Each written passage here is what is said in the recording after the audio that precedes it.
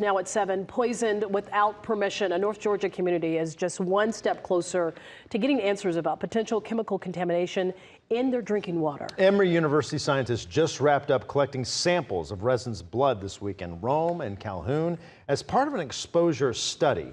Emory is taking action in direct response to a series of Atlanta News First investigations by our own Andy Parati. Residents pulling up their sleeves. I keep my fist balled up, Hoping their blood will reveal answers something right there. about the potential impact of chemical exposure to their community. If anything is wrong or if I have anything in my blood, I'd like to know it.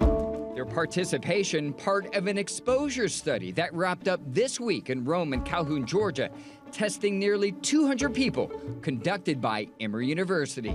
Its goal to help measure the possible exposure from PFAS, a group of chemicals used by carpet manufacturers upriver for decades and discharged in public waterways used for drinking water. Water is so essential. I just can't believe that it's happened. According to the Environmental Protection Agency, the toxin is linked to cancer and other serious illnesses. It's used to make hundreds of products water and stain resistant, including carpet. How are you today? Sarah Malone is a recent breast cancer survivor. The longtime Rome resident doesn't know if PFAS contributed to her diagnoses, but hopes participating in the study will shed light on the contamination. So I felt like maybe if I could help someone else with a study and find out a little more about maybe what was happening with me, then we could help somebody along the way. Emory University's Dr. Dana Barr and Melanie Pearson helped lead the study. Overall, this is not just a scientific study, right? We are being responsive to community concerns. It's important for people to understand their exposure, so if there are health outcomes associated with it,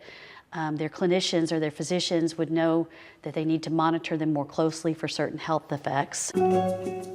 Emory's pilot study and direct response to an Atlanta News First investigation in 2023, which tested 11 residents for PFAS. Their results revealed nearly all of their blood samples contained higher levels than the national median.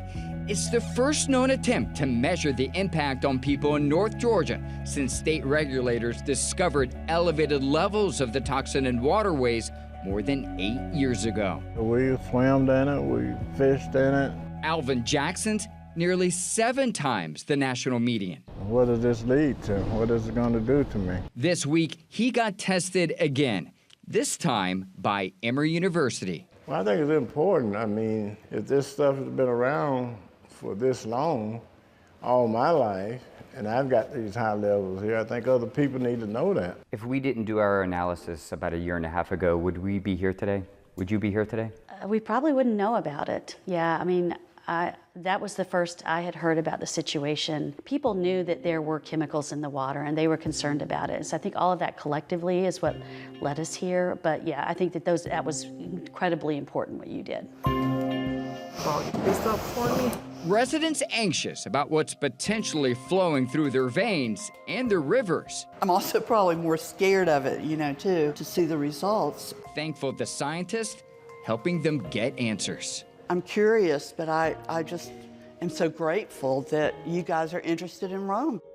Emory University says test participants could get their individual results in 3 to 4 months. It plans to release the overall results in about 9 months. It's important to note that this study will not look at health outcomes like whether exposure has led to an increase in cancer or other serious illnesses in the region. If you want to test your own blood for PFAS, we have information on how to do that in this story on AtlantaNewsFirst.com. Andy Parati, Atlanta News First investigates.